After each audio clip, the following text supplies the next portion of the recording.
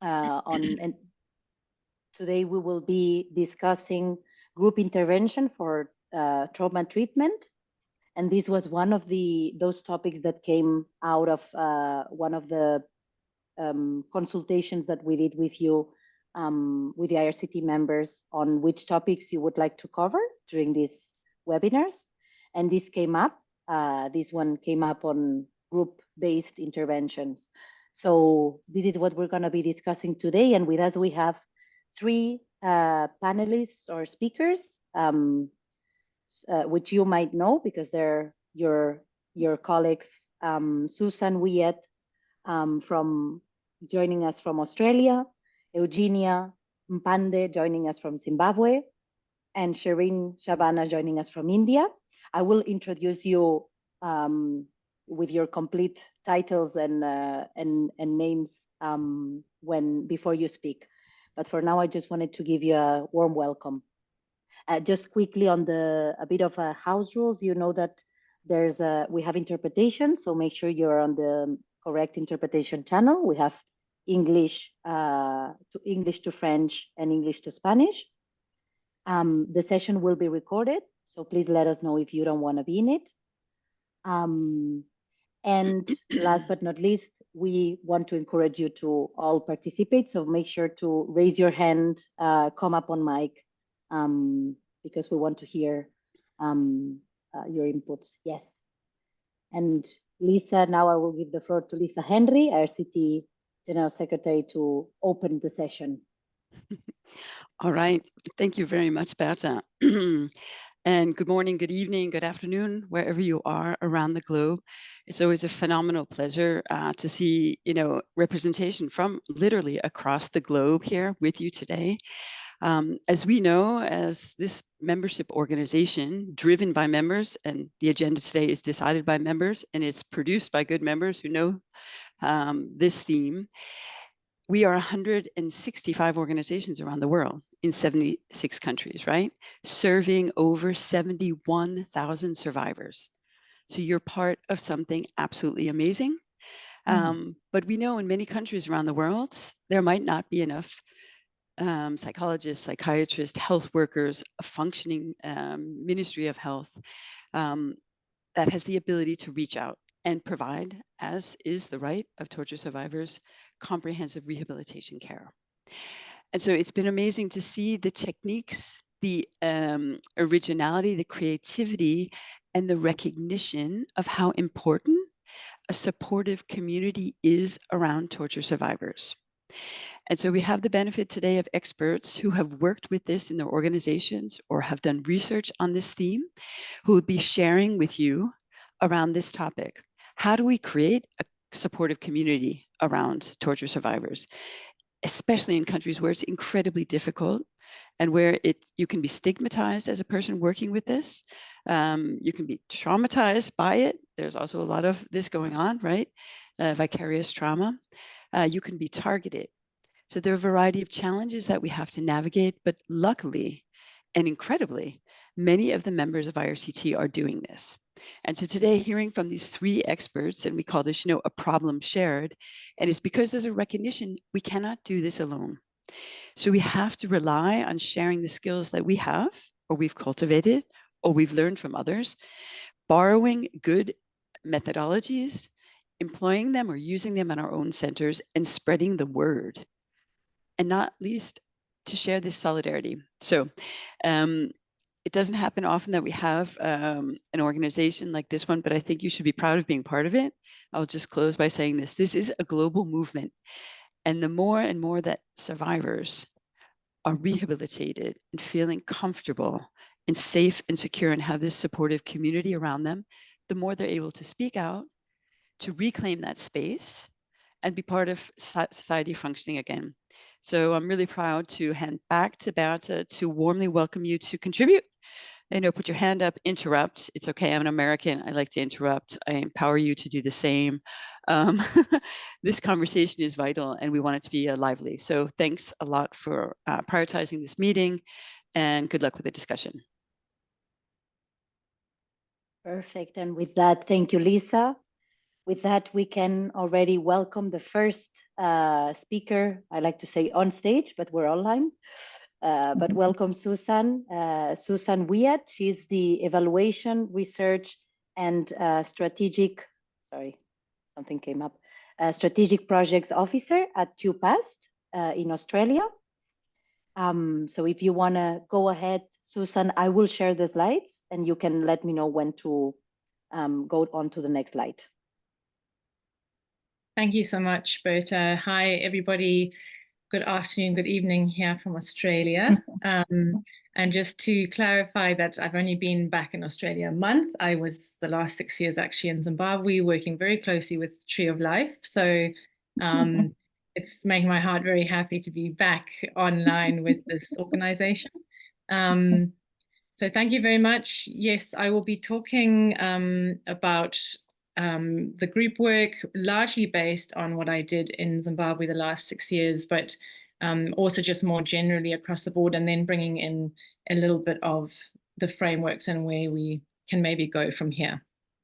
So thanks. Next slide, please. You can probably click it a few times. I try to make it fancy animated, but just go for it. Yep.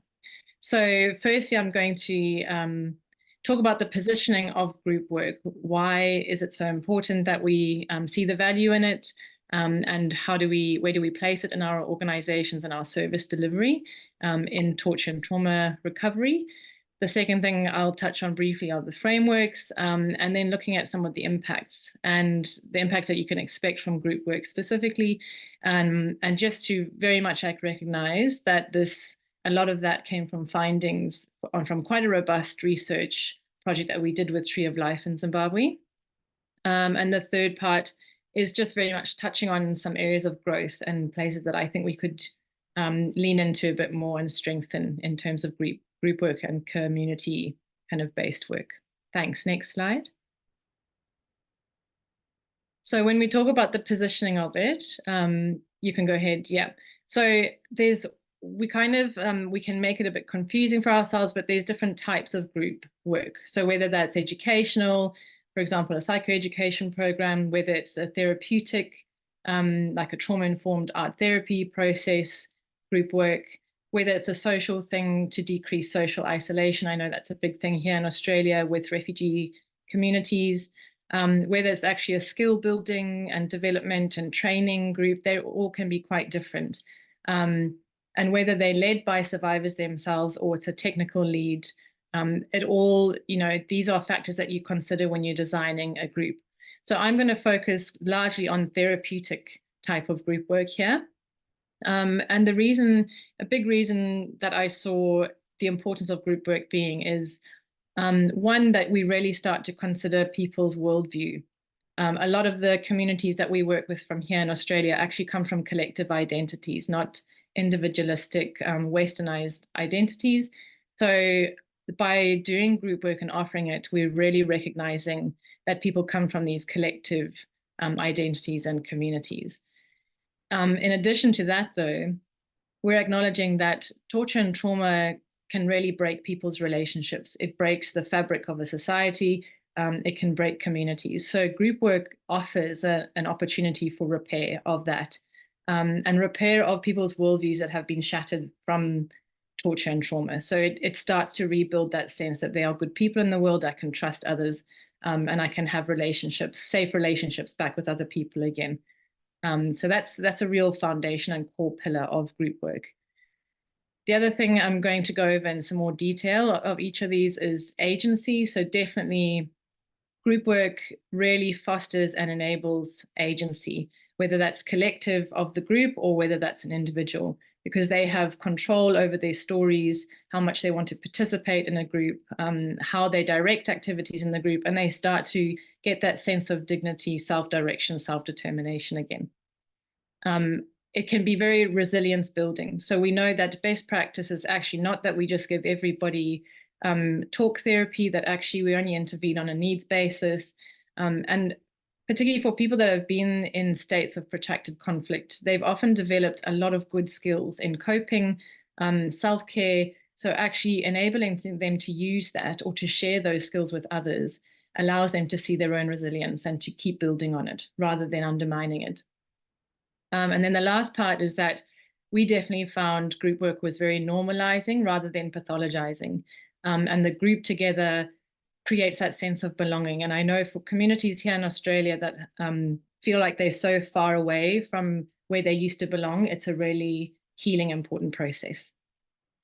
Thanks. Next slide. So looking at what are the worldviews, and this just to acknowledge that that drawing is by an Aboriginal Australian lady from Melbourne, and it's her depiction of what is community. So the little U-shaped, almost complete circles represent people on an equal level in group work, in community, and they are surrounded and embedded by these services, influences, family networks, all these other things are represented around them. And this is really important when we're thinking of collective identities. People need to make connection between clans or tribes or their totems. And I'm sure Tree of Life is maybe going to mention how they introduce this concept very early on in their group process, because it helps people feel connected to others through relationships, through kinships. Again, like I said, it helps to restore people's faith and trust in humanity, being able to relate to people in a group. So this interpersonal kind of relationship and dialogue that can start to happen in a group is really important as part of a recovery process. And then further to that is the intrapersonal, inside somebody, they kind of repair in themselves of where do they belong, what is their identity, where do they sit in position to somebody else. And often when you've come from collective identities and you've moved and maybe you're settling in a new country or a new community, you have to sometimes reconstruct that identity. And group processes, because it's not behind closed doors and it's, with other people and it's in relation to people, it can really help with that. Thank you. Next slide. When I'm talking about agency, so I did a paper for the Torture Journal last year, really trying to look at agency. And this suggested framework is based on a comparison of 4 other frameworks: Aboriginal Australian, a justice framework, a citizenship framework.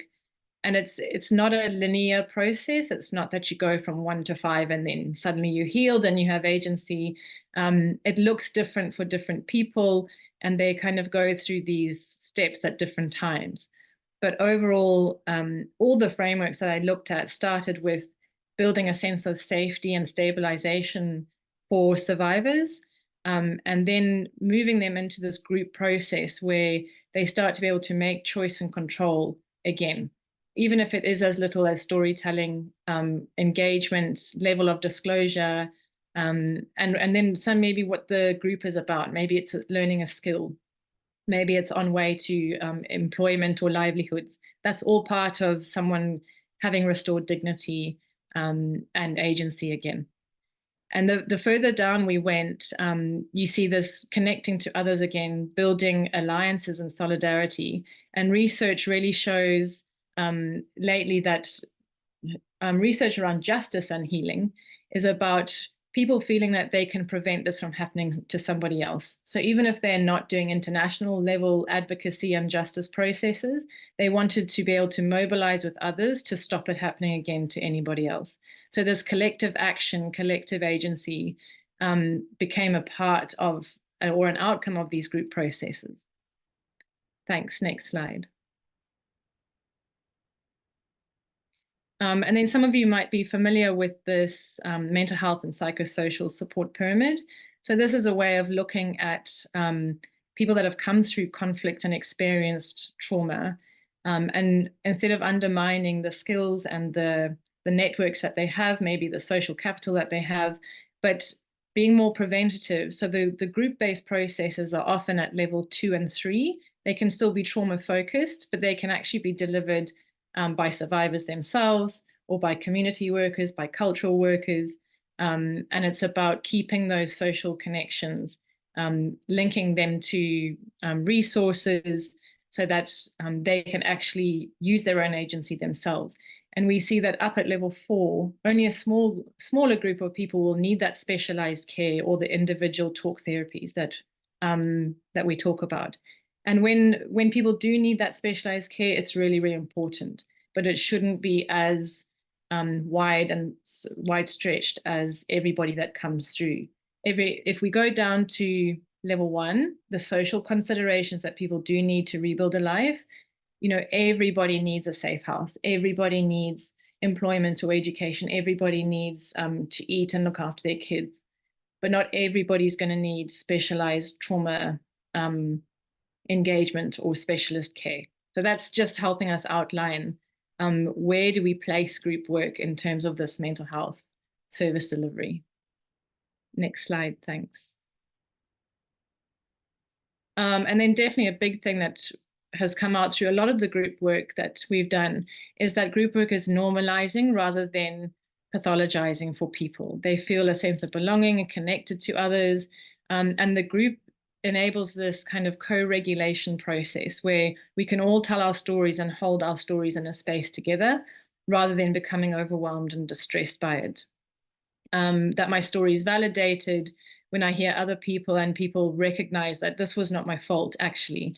And the blame and guilt is actually attributed to where it should be and not on the survivor. So this really decreases people's sense of guilt and shame. And it's because we're also talking about it in the open rather than behind closed doors, that's reaffirmed that this is okay and this was not your fault. And it releases people a lot from that guilt and shame. And then, like I mentioned, we have found that peer support networks and groups are long lasting after the group processes. They find each other, they support each other. And when they see other survivors or other people that have been through difficult experiences further down the journey and healing, it gives them hope and belief that that's possible. Thanks. Next slide, please. So some of the impacts, and this was taken from a really robust study, like I said, that we actually did with Tree of Life and some other observations. But at the individual level, what we saw from group processes is that people described having a restored sense of self-worth and dignity. They had decreased anger. They had increased in acceptance of where their life was at. There was a decrease in wanting to sabotage or seeking revenge through violence. And they deeply wanted other people to heal. So they were willing to mobilize to help others that had been through the same process. And they showed more positive help-seeking behavior. So seeking out, talking about their problems, seeking out people, mentors, or families to correct situations that they had had a bad time with. Thank you. At the collective level or the group level, people repeatedly said the phrase, "I feel connected to others," after this group process. They developed their own little peer support groups that carried on long after the intervention had formally ended. People described improved quality in their relationships with family and with their community. They had increased empathy for others because they had heard people's stories and they had less judgment towards other people, but actually empathy and wanted to help them. And then they described active participation again in their families and their communities after these interventions. So people would then take initiative or they would participate in the community and want to go and help and be part of events or development projects. And there was this collective agency. Thanks. Next slide, please. Sorry, you might have to go through a lot there. So the social impact at that broader level, we saw a sustained improvement in community cohesion and resilience reported. There was increased cooperation between family units and within the broader community. We saw an increase in people's ability to plan for the future and see hope and believe in the future. There was an increased financial security because people cooperated together. Sometimes women would get together and do a financial enterprise and share money and resources and skills. And so people actually had an impact in their socioeconomic status. There was a decrease in sabotage and revenge. And particularly for women, we saw after a healing process for themselves, they would go on to be advocates, whether it's at the community level or higher, but they wanted people to know what had happened and they wanted it to stop for other people. So this is, people really showed advocacy and positive help-seeking behavior in their communities. And then a really interesting find was the response to recurrence or the threat of more conflict or violence is that survivors and communities were able to rapidly mobilize, notify each other, respond to warning signs, prevent or go and teach other people what to do and how to get out of difficult situations. And there was quick referral and access to people because it was normalized to be able to go and talk about your problems or share or seek help. So we saw that there was this flow on impact into the future. Thanks, next slide. So just to very much go over a couple of frameworks, one very large and then one with the organization I'm working with now. Thank you, next slide. So I'm sure people are probably aware of the socio-ecological determinants of health. And this, I'm showing this because this is why we have such a broad array of group work and community work. And to me, like, this has just been the inversion of that mental health pyramid. And it really brings out, sorry, if you click a couple of times, it should bring out, I've just said, we really need to put this into a context and a time frame. So knowing that different contexts, have different resources and different pressures, and then how these things interact across the layers. So it's bringing out the concept of intersectionality. So understanding, for example, right at the center, if you have a young female girl, with a person of color, and then maybe she's had a history of sexual violence, or she's predisposed to trauma, or she's had an experience of trauma, and then she's now displaced and she comes over, for example, to Australia, and now she's having difficulty with housing and trying to find employment. You can see the layers starting to add up of kind of disadvantage for her. So this helps us to, when we're thinking about group work, it helps us to kind of cut across these layers. So it might be the result of why we end up doing a young person's group to deal with sexual health, or a men's group to deal with substance abuse, something like that. So it helps us to just see that perspective and why our groups can be so different to each other across a context. Thank you. Next slide. And this is currently a framework that QPASTT is using, the liberationist trauma recovery framework. So it's aligned with, on the right-hand side, it looks like I've cut off the bottom of it, sorry.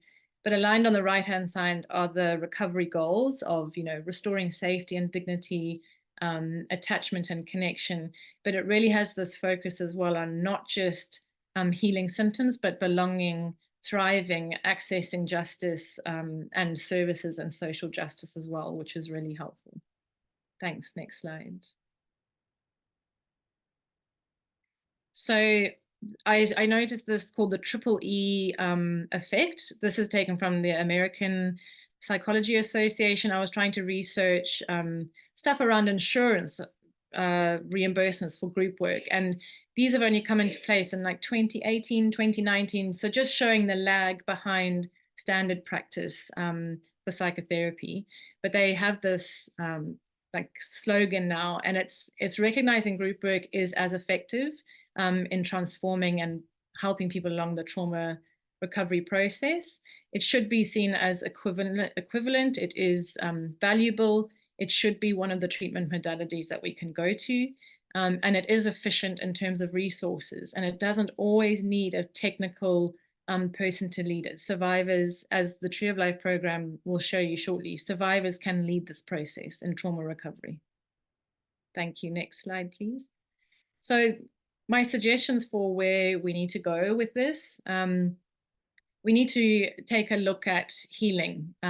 Instead of it just being about managing illness and symptoms, let's take a step back and see the whole person and what their well-being is made up of. And definitely collective healing and conflict transformation needs to be a part of that. So I definitely see communities that we work with here in Australia are so impacted when a conflict flares out back in their home country. It still affects them here. the broken relationships are still hurting here. So definitely trying to bring those elements into it. When we talk about measures, sometimes it's hard, the measures, the indicators, we don't have the language, it's quite hard to measure. What does trust look like? What does a broken relationship look like? How do we measure that? So really developing better indicators and measures for all of that, for community participation, will help us going a long way in talking about group work.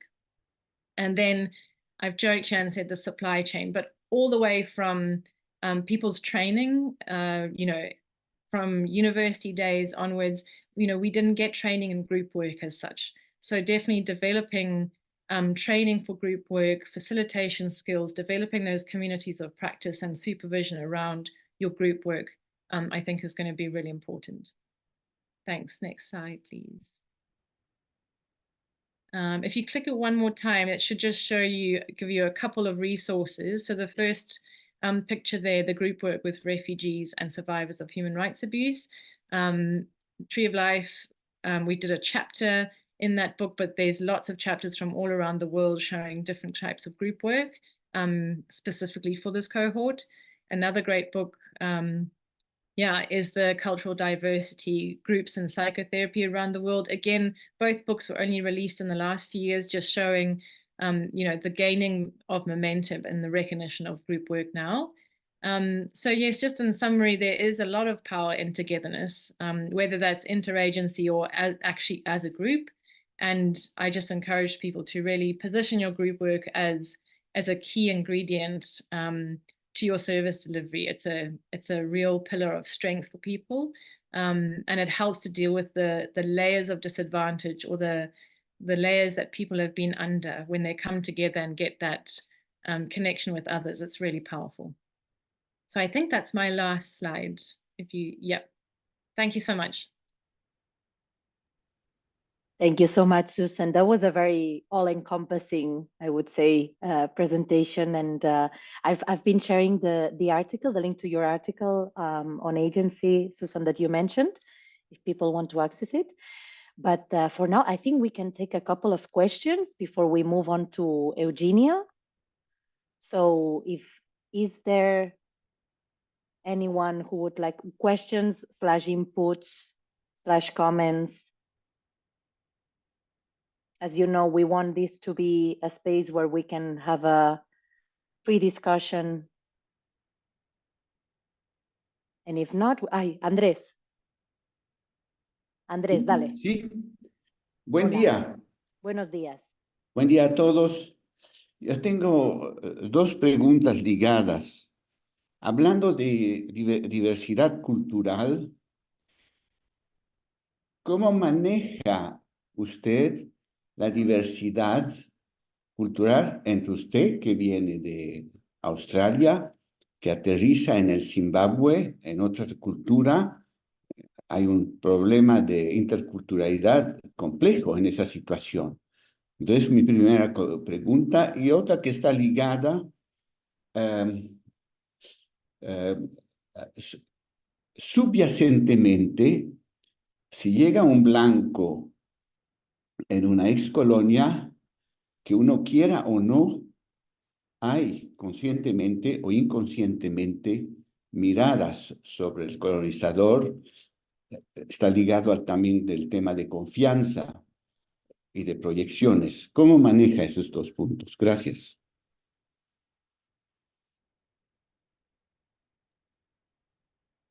Thank you very much. I had to switch quickly to interpreter, so I hope I get the question right.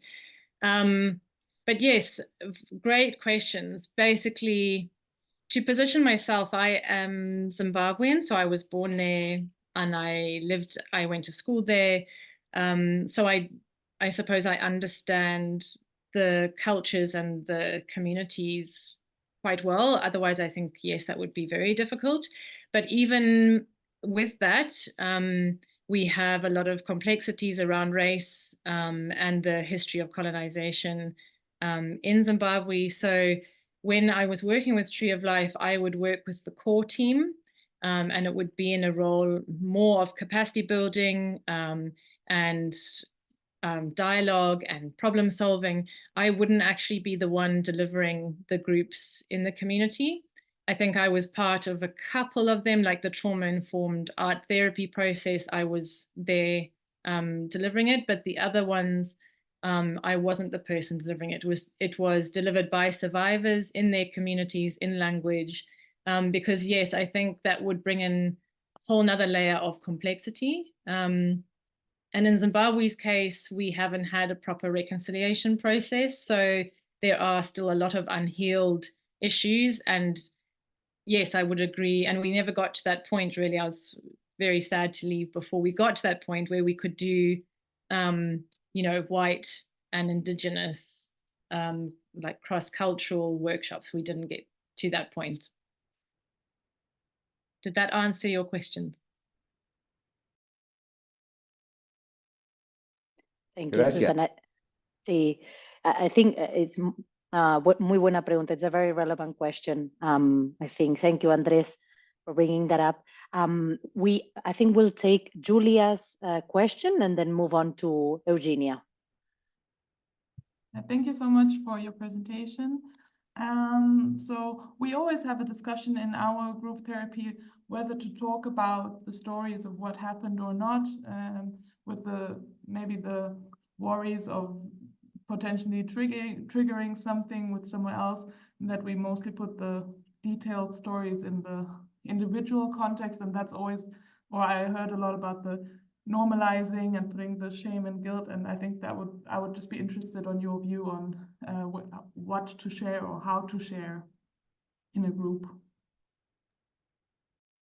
Yeah, thank you. It is something that you really do need to consider. I think Eugenia is going to talk a little bit about their process and how they set up that safety and how they manage some of those things. But from my experience, the purpose of the group needs to be quite defined. And so that when you establish your agreements and your safety, you all know what you've come there for.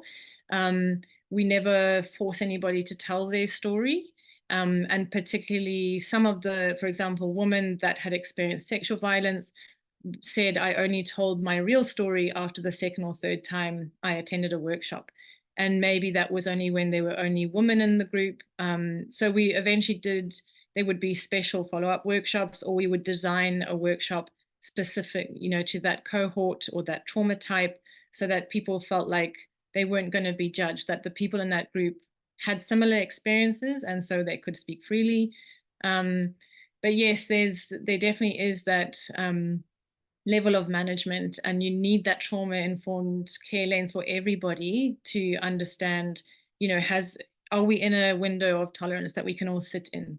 Or is this pushing into distress and actually just traumatizing everybody else? It is a careful balance, and I don't think there's a hard and fast rule. I think it depends what's coming up. But I think the purpose, the design, and then the start of safety agreements and implementing the group should set your way for whether you can allow for the deeper stories to come out.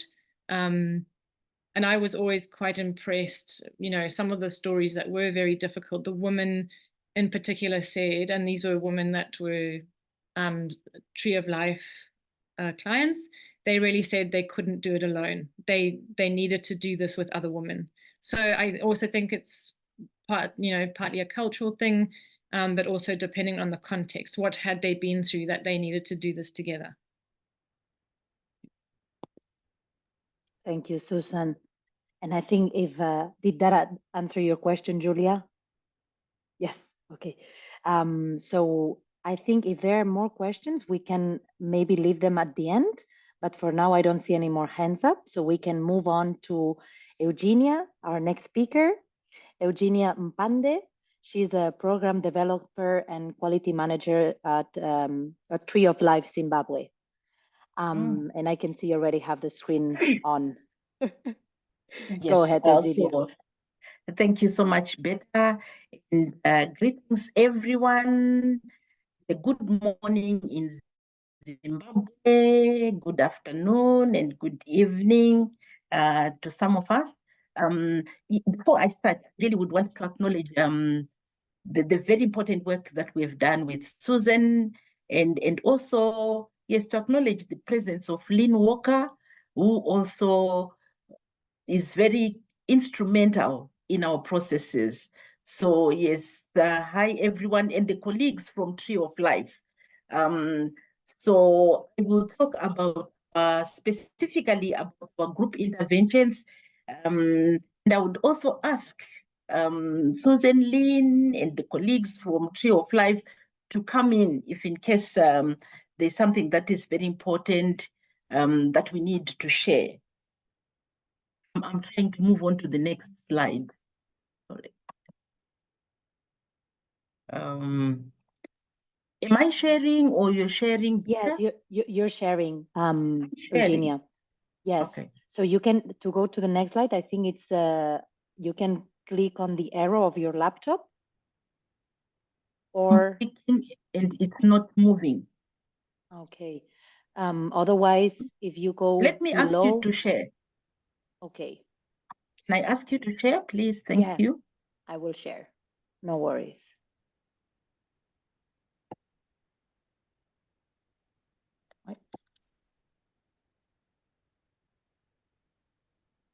And while Bert's sharing, we can just welcome newcomers. There's some of our colleagues from Pakistan who've joined and from Burundi who've joined in the meantime. So it's really nice to see this growing number of people coming online from across the global IRCT movement. So welcome everyone.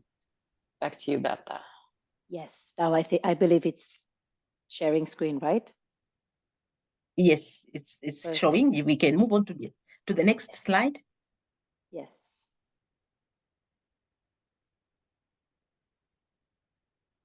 So just brief history and context of Zimbabwe. So Zimbabwe's first, decades of violence, and for most of the time it has been collective. And this violence, when we look back, it has spanned across different generations, ethnicities, and political factions. And it resulted in fragmentation, disempowerment, and creating, cycles of violence.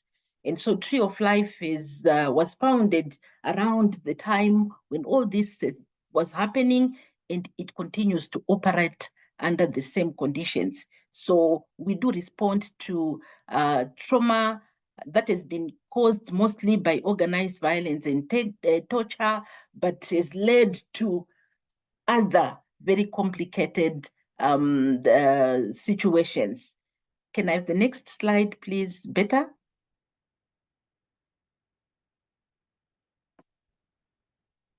So when we look at the situation in Zimbabwe, so this is taken from a colleague from CSVR, Mugapi, who actually describes the situation in Zimbabwe that we're working under, where the context is wounded. And of course, we do have wounded individuals, families, wounded communities and societies, leaders that are wounded, and also institutions. This is the situation that we are working under, and we have been able to provide healing to all these situations. So we can go on to the next slide, Better. So yes, individuals have been affected, but I will concentrate more on the long-term impact that we've seen on the community, where there is disempowerment, fragmentation, polarization, in some cases, paralyzing fear and mistrust. So we work towards building trust, restoring the community social fabric that is disintegrated because we have increased cycles of domestic violence, criminal behavior, drug and substance abuse amongst the young people. Quite a number of conflicts have escalated because of that. And we often see disengagement, developmental and traditional leadership. There's a culture of impunity in Zimbabwe. That means the perpetrator often live in the community. And of course, we do have different levels of perpetrators, but those that are at local level are often seen in the community. They live there. And so we work under these conditions. And next slide. Next slide, better.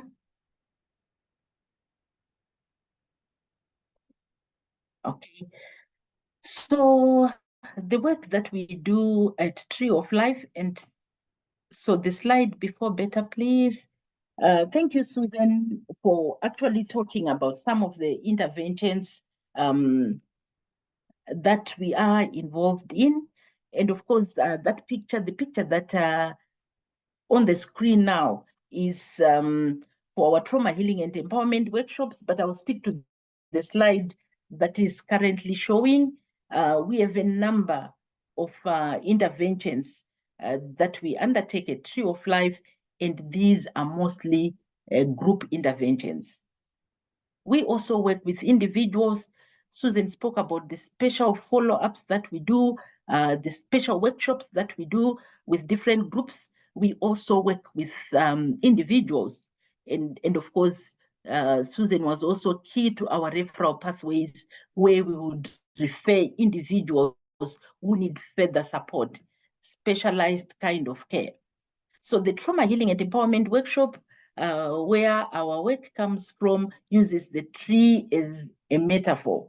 And the workshops are done over a period of 3 days with 32 participants and with 8 participants in one group. And then they get together. So we are like having 4 workshops in one. And during this workshop, people will talk about their trauma. But before that is done, on the next slide, I will explain what we do. So we also have, yes, I can speak to the trauma healing and empowerment. Thank you so much, Beta. So you see people are sitting in a circle in nature, and we do have the pre-workshop processes that we do. So these are key. These are very important, where our community-based facilitators who are volunteers, survivors, will go into the community because they live there. They will know who has experienced trauma, or they get signposted by traditional local leaders. So these people are approached and prepared for the 3-day workshop. And during this preparation period, an assessment is also done using the self-reporting questionnaire 20 to see the level of trauma, and to also ascertain how the people are coping. And during this process, we also assess whether somebody is ready to go through the trauma healing and empowerment workshop. There are situations where maybe somebody is struggling, and because of that, they need to go through another process. So if, say, somebody is suicidal, they cannot go through the workshop into the group process. They will be supported first until they are ready, okay? And the pre-process is very, very important. It enables us to prepare the group that is coming, to understand what has happened to them. And then we do have the 3-day workshop now. And Susan spoke about safety. We ensure that during the workshop, at the beginning of the workshop, there are agreements. And these agreements do not come from Tree of Life. They actually come from the group to create safety, to ensure that everyone feels comfortable. And we do use metaphors, because we are culturally appropriate in a way of working. So depending on the area, we use metaphors. I mean, like the tree. In this case, we are using the tree as a metaphor. And I'm sure we all have trees. So they have an opportunity to go to the tree and meditate under the tree. Look at the tree and look at how their lives are similar to that of a tree. They also learn from the tree, okay, the resilience that the tree has, the suffering that the tree has gone through. And this is done procedurally in 8 circles. So one circle leads to the other, and in terms of preparation, people get prepared until they get to the stage where they can talk about their trauma. They can share what has happened, supported by the group. And of course, with very trained, intensely trained volunteers who have gone through training over a very long period, but who continue to be supported in order to hold the space and ensure that people feel safe and they are supported during this process. And then we do have the post-intervention, where we follow up on all the people that will have gone through the workshop.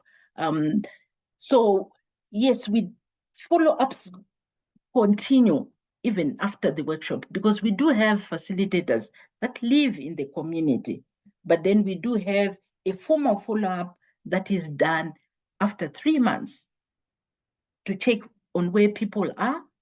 And quite often, and from the research that Susan has alluded to, we see a lot of improvement during the follow-ups. And of course, we also identify people who are still struggling. I spoke about the IRCT 20, and usually, yes, we consider anyone who has a score above 7. So 20 is the number of questions that is on that questionnaire. Anyone scoring more than 7, indicates that they are struggling.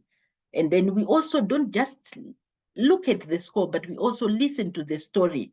And because our trained facilitators are very experienced, they will also be able to identify other factors like hopelessness, like a trauma story that has affected them so much.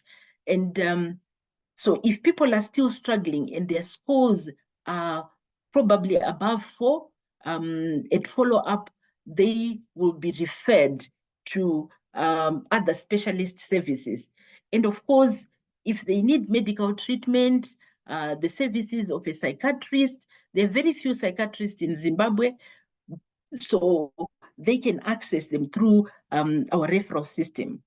And if they need further counseling support, yes, we do have clinical psychologists that we've worked with. We've worked with Susan in the past, and a lot of other counselors that are within the team who can actually continue to support this. So yes, post-intervention, we can then identify maybe a specific group that will need to go through a specialized follow-ups.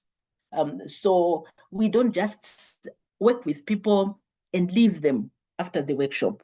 They are in the community where they will continue to get support. And the community facilitators will raise a flag with our field officers so that the people can continue to be supported. In the research that Susan mentioned, we worked with people that, we had people that we had worked with since 2014, and we were able to get back to them. And then I will also talk about a bit about the evaluation later on. So can I have the slide before this one better? Before this one. So yes, going back. Going back. Okay, so we were talking about the interventions that we do at Tree of Life. And I mentioned earlier on that these are all group-based. The psychosocial awareness and coping skills, we can work with a number of people between 50 to 100, and this will include the community. There is so much diversity. We create awareness, and this is so important because after this workshop, the community members are able to identify what the community is struggling with because of the dialogue. And they also gain knowledge around trauma, stress, and they can refer other people for our trauma healing and empowerment workshops that are deeper. Okay, and then we have the psychological first aid for emergency response. So the community members are equipped to respond to emergencies. And again, we can have up to 100 people in this group. This was very useful during the COVID period, where we were able to reach out to quite a number of people. The trauma-informed care practices for other NGOs, Susan alluded to this, and we did quite a lot with Susan around the trauma-informed care workshops, the self-care, wellness, and safety workshops for other NGOs. And then we also do have interventions for children. We are currently implementing Singing to the Lions project with funding from IRCT, and we are able to reach out to children of survivors of organized violence and torture, and supporting them as families and as communities. And this will also help us to identify even parents who are still struggling, needing a specialized care. And then our special or targeted workshops, these are very important. We've worked with women survivors of conflict-related violence, and some who were affected, a long time ago, during the Liberation War. And like Susan mentioned, they indicated that they had not shared with anyone, although they'd been through other interventions, but they never felt safe enough to talk about what happened to them. We worked with survivors of trafficking who also benefited. They've moved on, and now they're doing a lot of other interventions and working with universities, getting capacitated in livelihoods work. And they're also able to support other survivors of trafficking in the country. We've done special youth workshops with the youth, and we are also running some youth programs. And of course, after they've gone through our processes, they then move on to livelihoods work. And these actually are successful because of the initial processes that they will have gone through. Training and capacity building is a very important part of our work as well. We do want to capacitate volunteers, survivors in the community, so that they can be able to do this work. Okay, so yes, I'll talk about why we do this later on, but this is important because it helps a lot of people to be accessed. If you look at the diagram that I showed around the woundedness in our country, we really would want to reach out to as many wounded people as possible. And of course, the training enables us to do this for sustainability. We also work with CSOs who are interested in taking our processes forward. And we've also worked with regional partners, again, with support from IRCT. We've worked with regional partners on our survivor engagement model. Yes, from Somalia, from Kenya, South Africa, Uganda, Rwanda. And we are currently doing some follow-up activities. It's been very successful, and we continue to learn. We continue to inspire other people. We continue to influence the way people are working in their different contexts, and this has actually been very valuable. We can go on to the next slide. We skip the trauma healing and empowerment one. Yes, let's move on to the next. So why do we do group interventions? And of course, Susan spoke quite a lot around this. So we are in Africa, and we do have the Ubuntu culture, where we often say, I am well if you are well. When we are greeting each other, how are you? The response that I'm likely to get from Lynn is, I am well if you are well.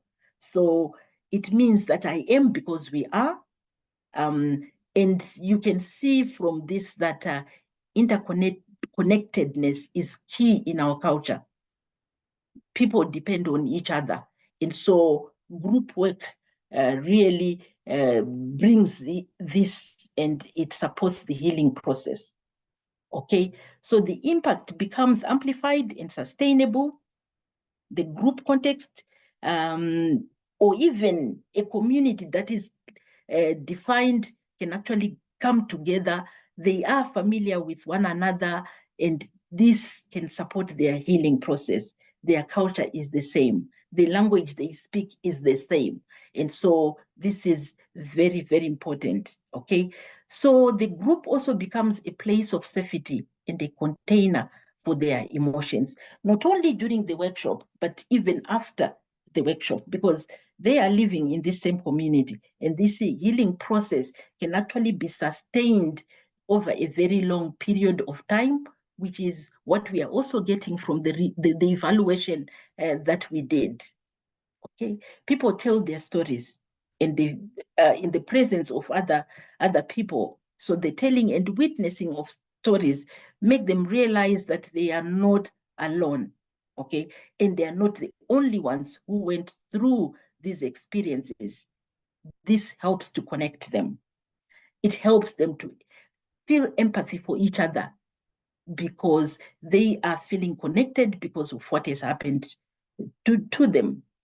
And then the survivors also learn that their neighbors have also experienced similar things. So they realize that actually they are not going mad. You know, this is something that they've experienced, and this is what they are going through. The signs and the symptoms are normalized, like Susan mentioned earlier on. We can go on to the next slide.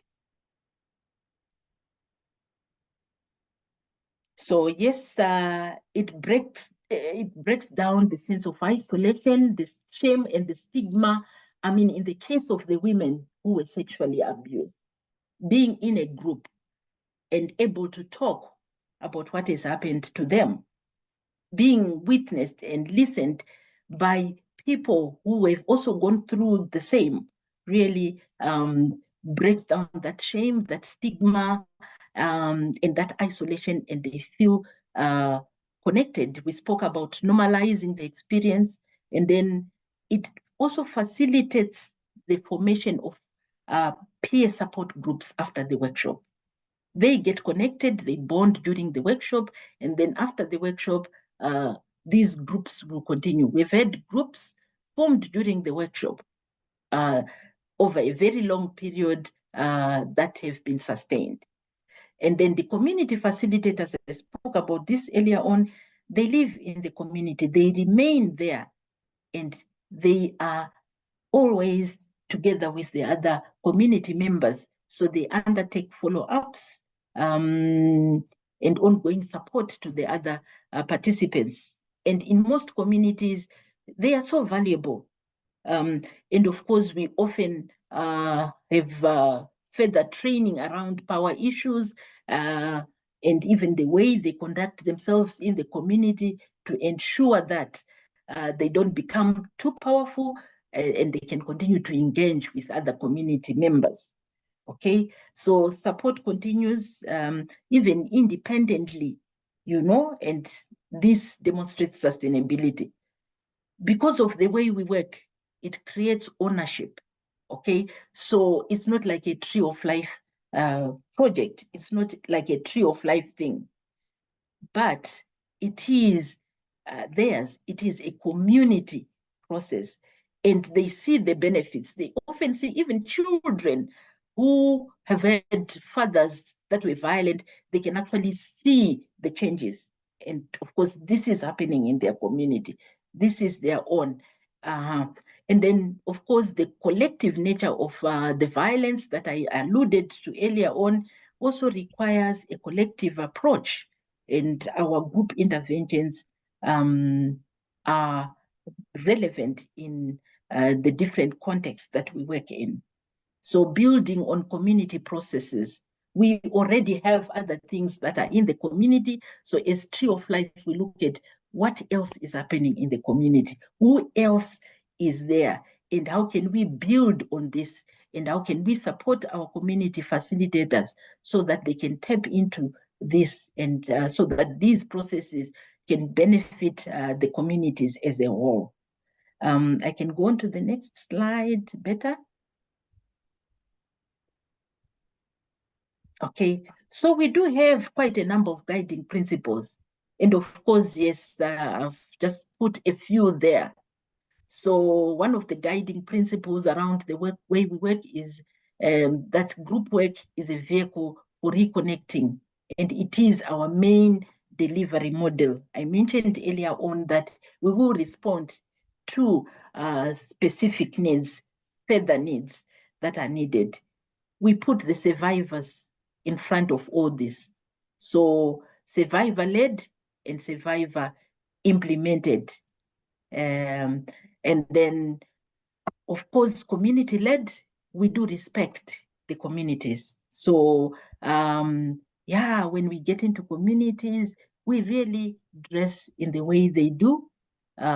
We often share the food that they eat.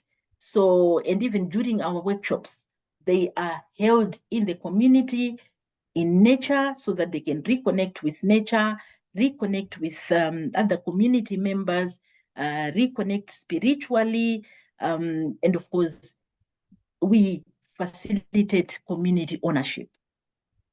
Our work is culturally appropriate. We use metaphors. We sing the music, the songs that are sung in the community, the dances. We allow them to actually suggest what makes sense to them. Okay, we want to ensure that whatever we do is something that they can relate to.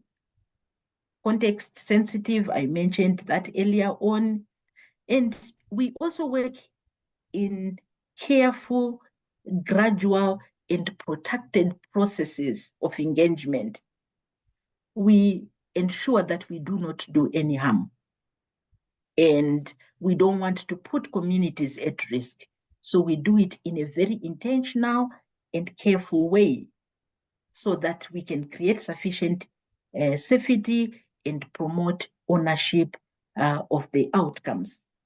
Yes, building social relationships is key to our work. We work towards building rapport and maintain relationships with communities. And this is actually even promoted developmental initiatives.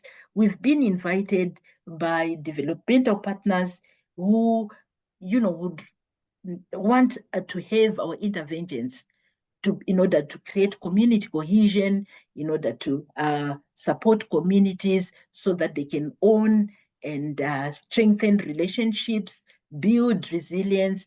And we are very transparent in the way we work.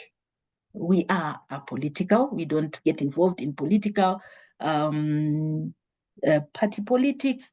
And when people are coming to our activities, they don't wear their political regalia. And all this comes from the agreements that I alluded to earlier on. And these are key and very important to the way we work. We can move on. So yes, we work towards decontextualizing trauma so that it doesn't become a culture. I do have a quotation that I love so much over there. And of course, we can move on to the last slide. And later on, I will ask my colleagues during question time to also contribute so that, yes, yeah, over to you, Beta. Thank you so much, Eugenia. Thank you so much also for sharing all the work that Tree of Life is doing. And you can see that it has been many years that you've been working with this more community-based intervention. We have a couple of comments in the chat, but I would also encourage people to jump on mic or to raise their hand. So we can take a couple of questions before we move on to to the last experience from India with Shirin. Otherwise, I mean, I don't know, Cajo, if you want to go on mic. Otherwise, I can read it for you. Sure, no problem. Thank you, Berta, and thank you, Eugenia and Susan, for the presentation earlier. It was definitely very moving to see how people can group together and heal. I'm just wondering that where participants may need to travel or take leave from work just to attend the workshop, because the workshop, I understand it is a few days, right? I wonder if any form of interventions or support is given so that we can help them to reduce the barriers to access the to attend the workshop.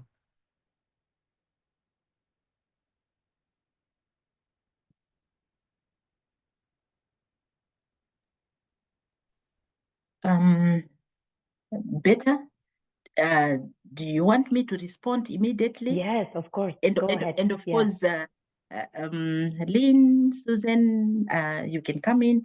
So yes, you are talking about the distances that people need to travel and maybe time away from work. So Yeah. we usually do these workshops in the community where they won't need to travel as much. But I also wanted to say the pre-workshop period is very important in that it helps planning regarding, some of these logistics. So yes, people can then plan around how they can be able to attend. So the planning period enables people to engage with the community facilitators and see when it's convenient. And of course, we do have workshops over weekends sometimes to cater for those who work, so they can take one day off, okay, on a Friday, and then be able to work over the weekends. So we do engage around these things. Yeah. I don't know if you are answered, Susan. You can come in. Yeah, I think, but Hi, go ahead. hi, Berta. I would also. Yeah, I think Khalida, because there were first 3 questions that I have on the line waiting. I'm just gonna take them, go in order. Okay, So we have wait. Olukemi from Nigeria, Prawa. Then I have Victoria and then Bahit. So Olukemi, if you want to go ahead. Yes, go ahead.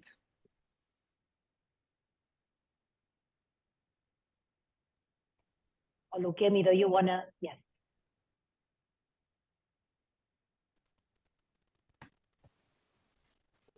Okay, thank you very much. Thank you, Eugenia, for that presentation.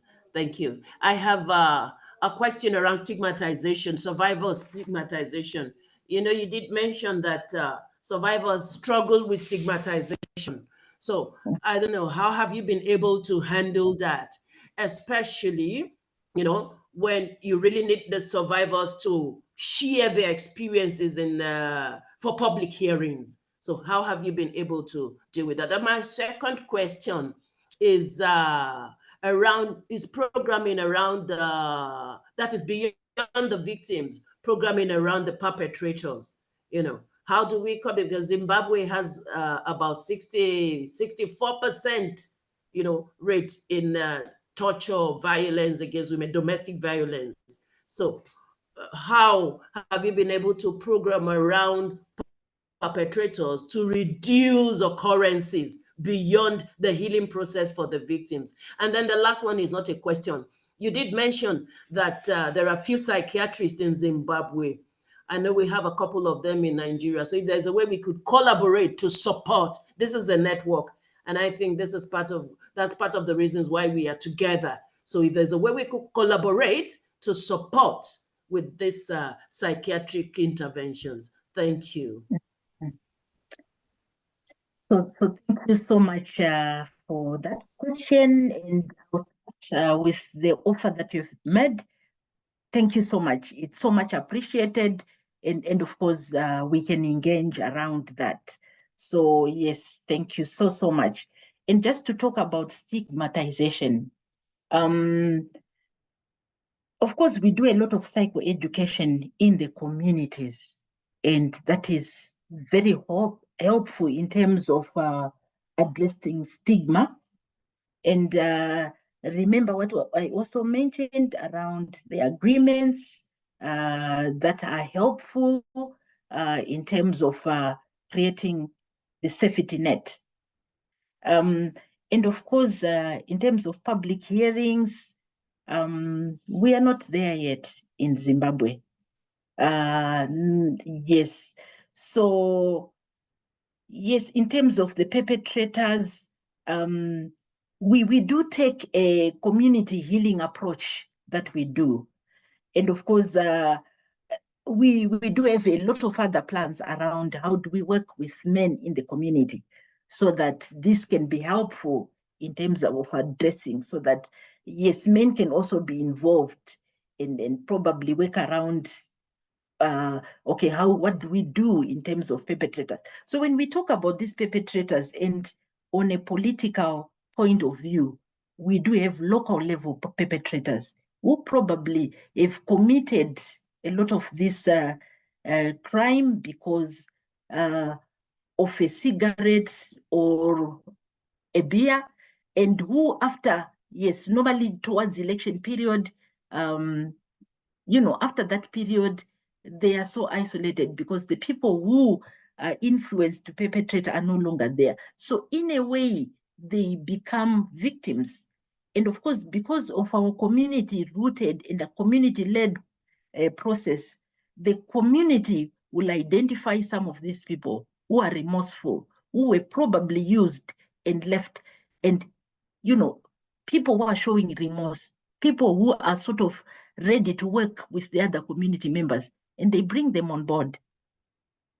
And I am talking about perpetrators at a lower level, and of course, not criminals.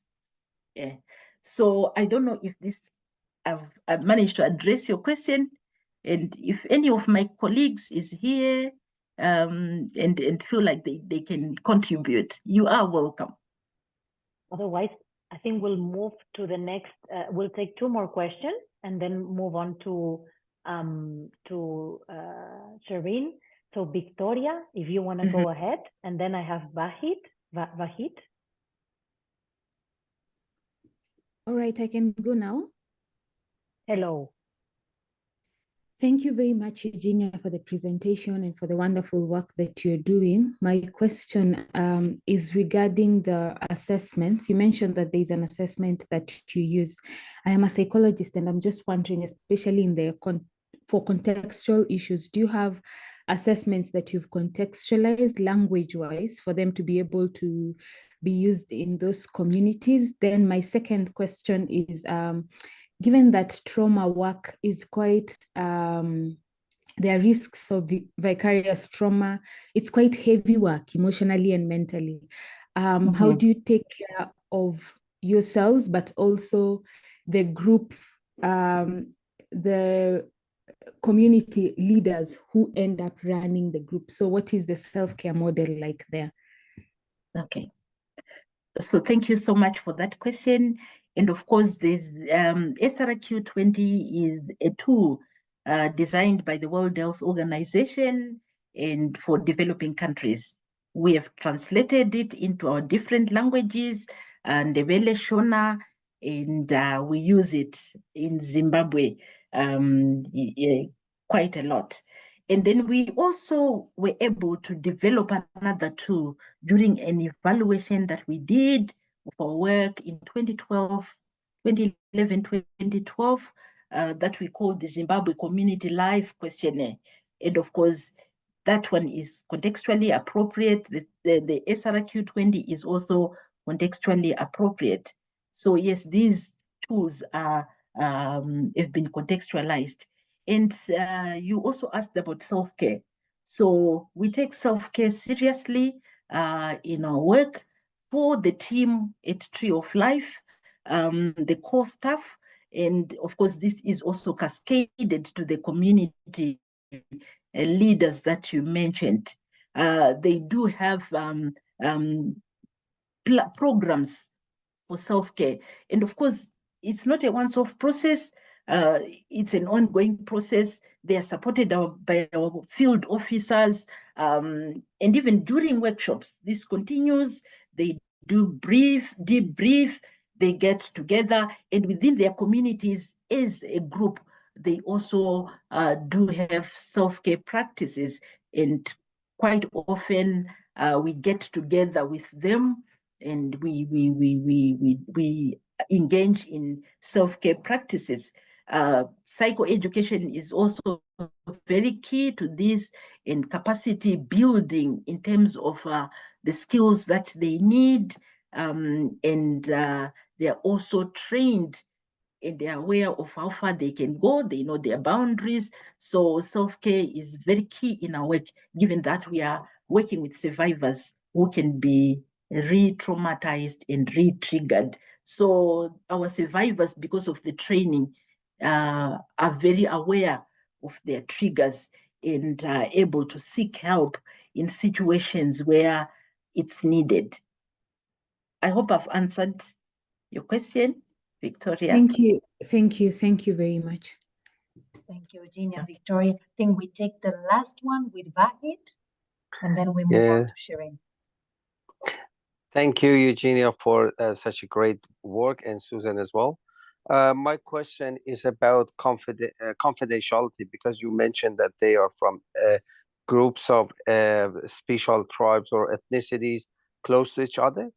Did you have any concern about breaching of confidentiality and consequently possibly some risks by perpetrators knowing about them or sharing things? Just how did you manage the confidentiality? Thank you. Okay, so thank you so much, Wyatt. I spoke earlier on about the agreements that the groups make. So those are very key. And one of the most important agreement is around confidentiality. And they are aware of why people talk about their stories and the importance of listening so that they can heal. So yes, we do manage that by ensuring that people come up with agreements that also include confidentiality. And of course, I mentioned that when the groups are meeting, they're talking about impact on them, okay?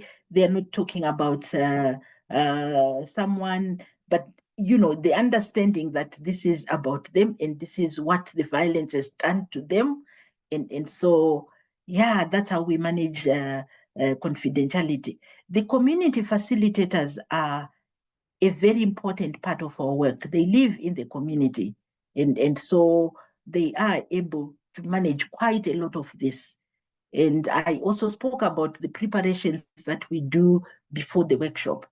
And all this contribute to ensuring that there is confidentiality. Thank you, Wyatt. Thank you, Eugenia and Wyatt.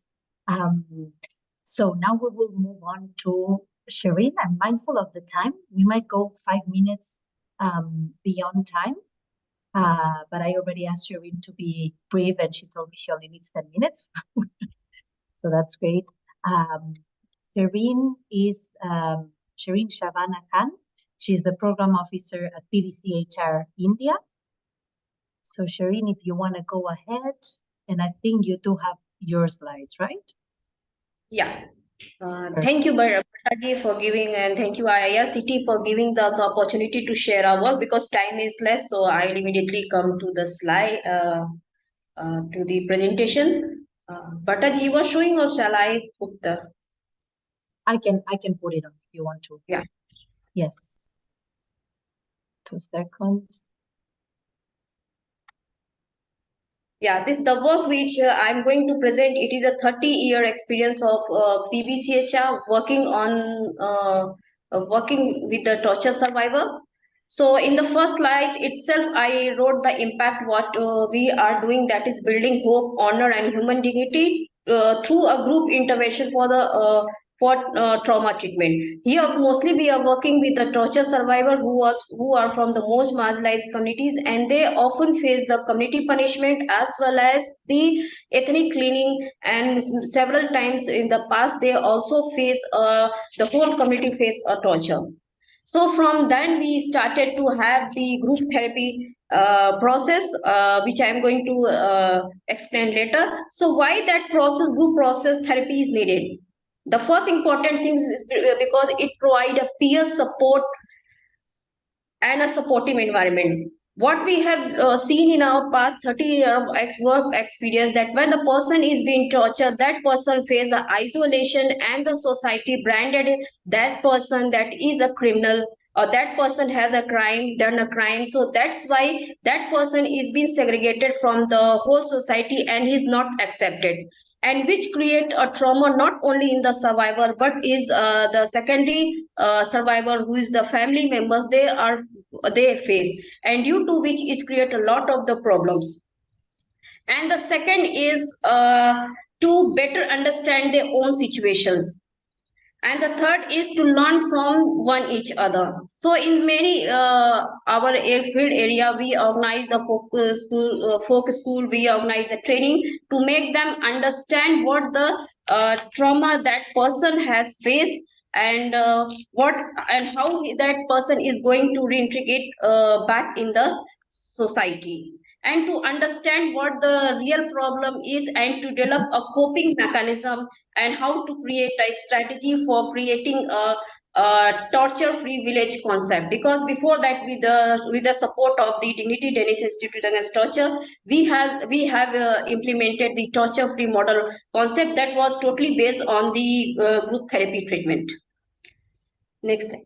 So our primary goal is to break the culture of silence, because whenever the community face or the survivor face the torture, they are totally silenced. So the whole process, from the community meeting to the counseling to the folk school to providing the TT and to honoring that survivor in a community, that is based on the will and the wish of the survivors. So so in that process we are creating the survivor for deposing their statement, and is it the process of the whole process of the integration.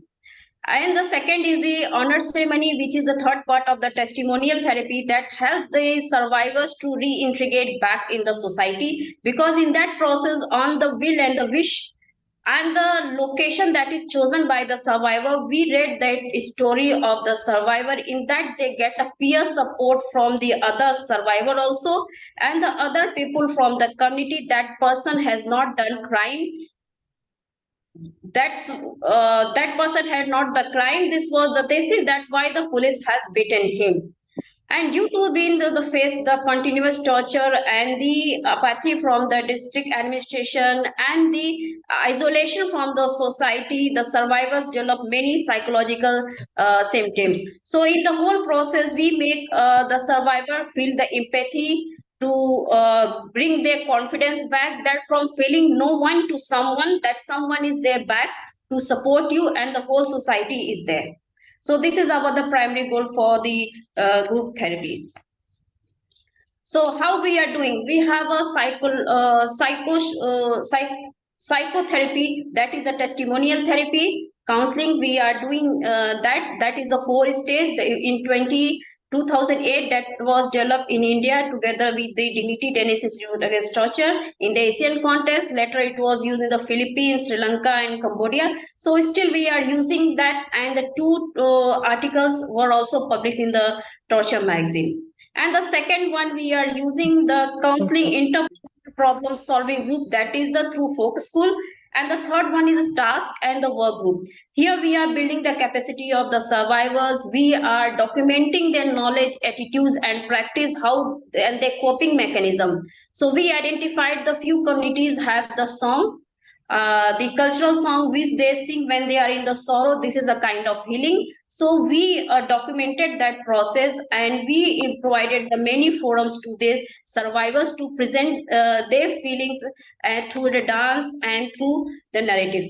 And here together with we have a very different things for the women who face the torture, or the women who face the gender-based violence, or the sexual or the survivors who face the sexual violence. So for them, we have in our traditional part where our organization is based in Varanasi, mostly in the Uttar Pradesh, we have a Kajri festival that is related to the women, where the women sing their testimonies. So often we organize that Kajri festival where the women survivor is being testimony is being read and they are honored, and mostly that Kajri festival is being supported together by the men, that men can also understand how the females are facing the trauma after being tortured, or after being facing the violence by within the family, with the community, and also by the administration. So this is things what we are doing.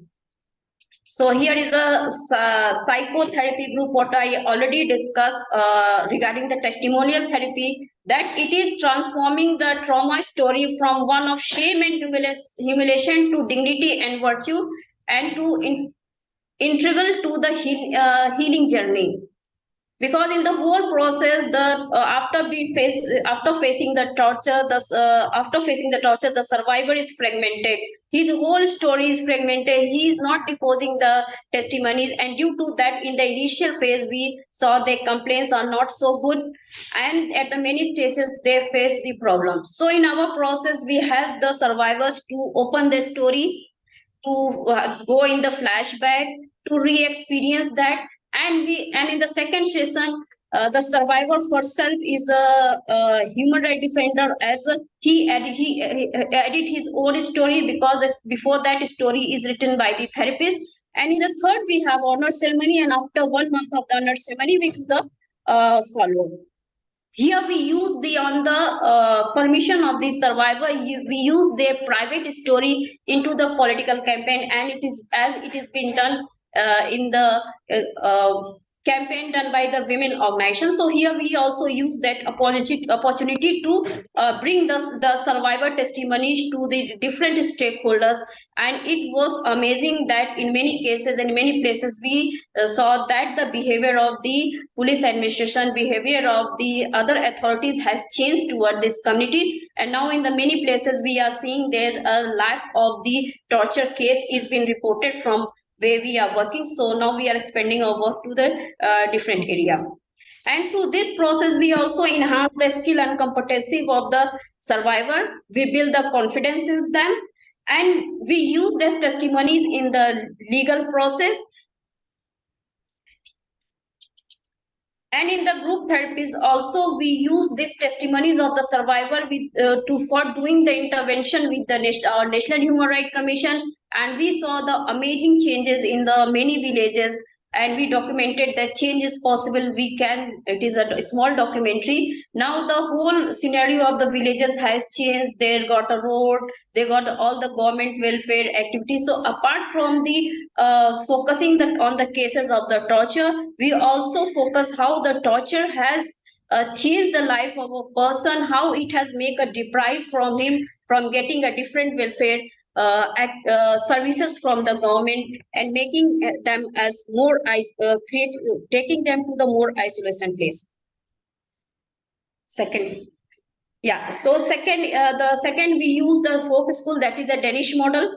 So from 2007 we are using as a part of our PVCHR main activities, that is a part.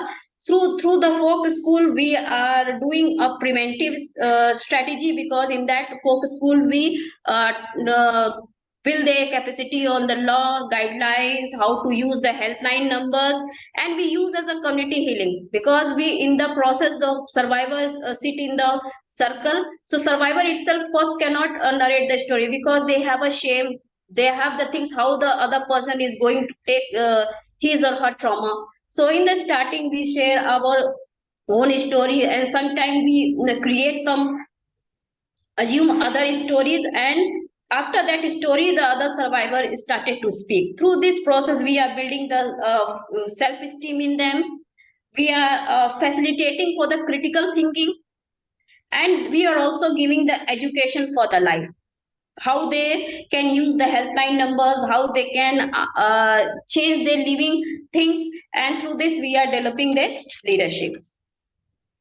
Next. And the task group, that is, as I already discussed, few communities here, as you can see in the pictures, this is one of the torture community which is based in the rock in other district. So here we are using their cultural performance as a part of the healing. It is a group therapy, so we are providing them different forums. And the second is community engagement and support. One hand, we have built their capacities, we have healed them. So now how to take the move forward?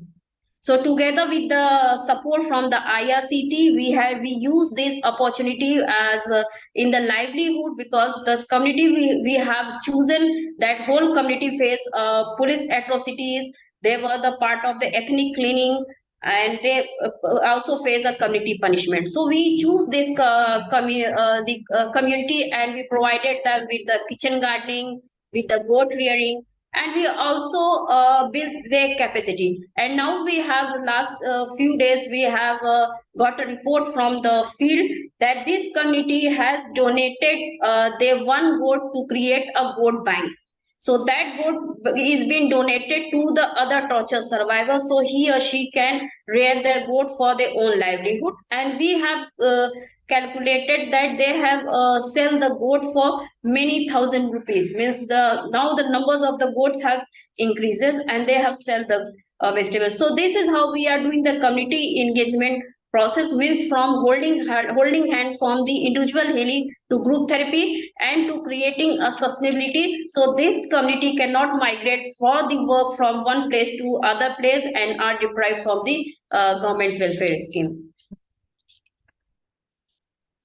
And in this process, we cannot leave the children and the youths, because we are one hand working with the torture survivor, that is the adult one, primary or secondary. But the impression of the torture lasts in the mind of the youths and the children. What we have seen in the many testimonies, that the children are so much terrorized by after looking the police, they ran away, they hide themselves. So we have a different activities together with the children. We organize a dance with the color.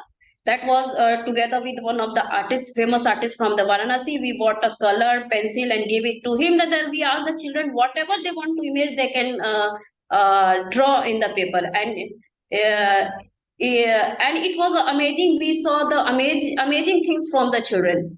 Second, we are organizing a street play with the children. We are building their capacity. We are making them more vocal. We are making them to break their own silence, what they have seen their parents after facing that.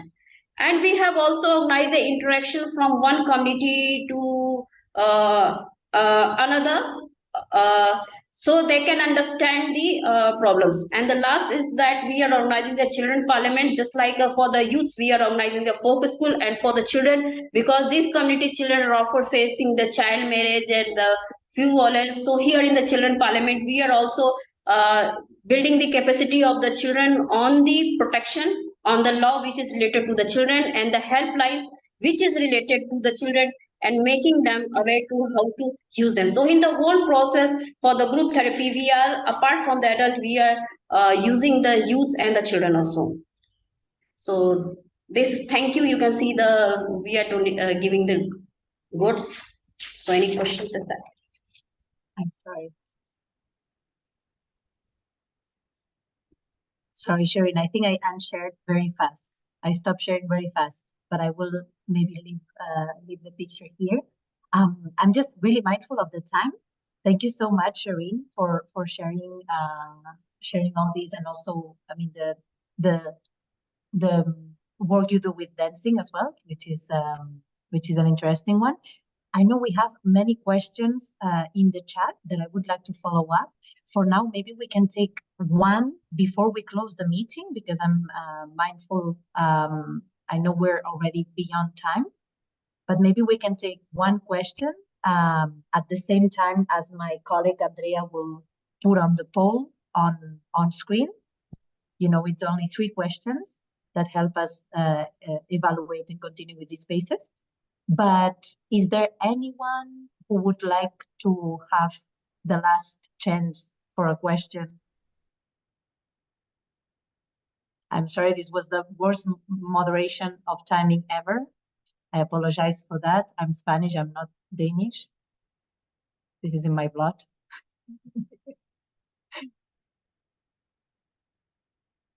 No more questions.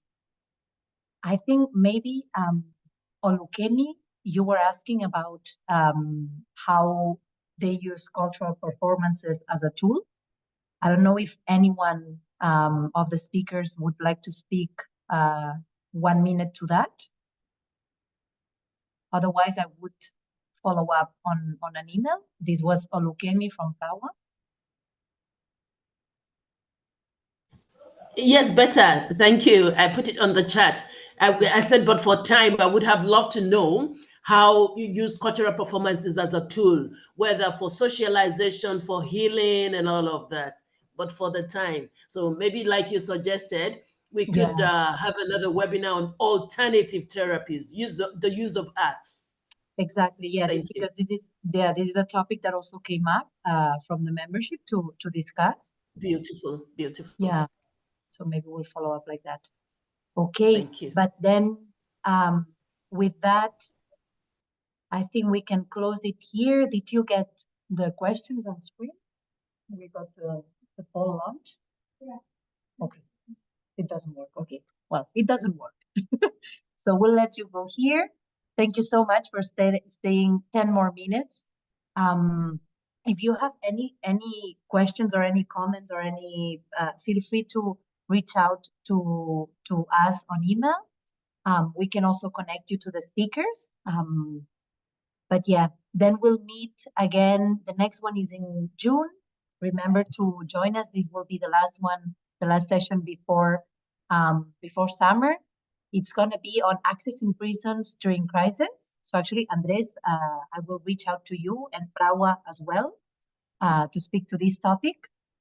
And that will be on the 14th of June. Sorry, 12th of June. Yes. But thank you for now. Thank you to the speakers, to the interpreters.